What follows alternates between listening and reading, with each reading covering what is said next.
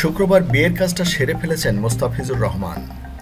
কনে ঢাকা বিশ্ববিদ্যালয়ের মনোবিজ্ঞান বিভাগের প্রথম বর্ষের ছাত্রী সামিয়া পারভীন শিমু, সম্পর্কে মোস্তাফিজের মামাতো বোন।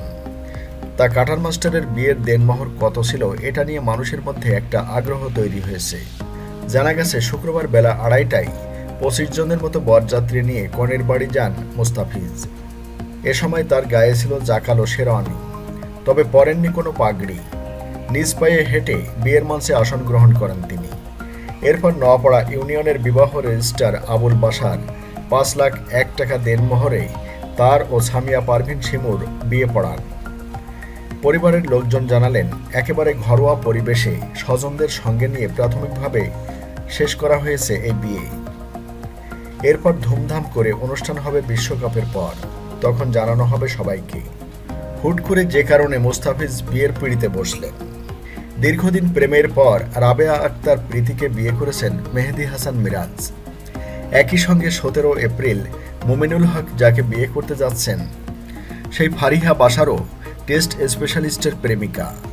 মোস্তাফিজের বিষয়ে এরকম কিছু শোনা যায়নি। তাহলে হুট করে কেন বিয়ের কাজটা সেরে ফেললেন 23 বছর বয়সী কাটার মাস্টার?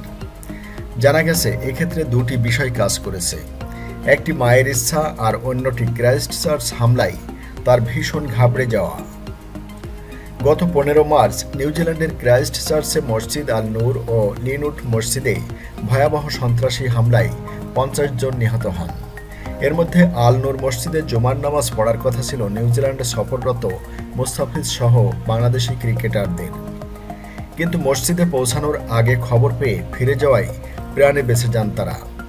এভাবে মৃত্যুর খুব কাছ থেকে ফিরে ঘাবড়ে যান টাইগাররা। মানসিকভাবে বিপর্যস্ত হয়ে পড়েন তারা। সিরিজ অসম্পূর্ণ রেখে পরের দিন রাতে নিরাপদে দেশে ফেরেন ওরা। এভাবে হুট করে বিয়ে করা নিয়ে মোস্তাফিজের বড় ভাই মাহফুজুর রহমান বলেন, নিউজিল্যান্ডে অনাকাঙ্ক্ষিত ঘটনার মুখোমুখি হওয়ার পর খুব ঘাবড়ে গিয়েছিল মোস্তাফিজ। সেজন্য আমরা ঠিক করি তাকে বিয়ে করাবো। এটা আমাদের মায়ের সিদ্ধান্ত ছিল। গতকাল শুক্রবারই বিয়ের কাজটা সেরেছেন মোস্তাফিজ।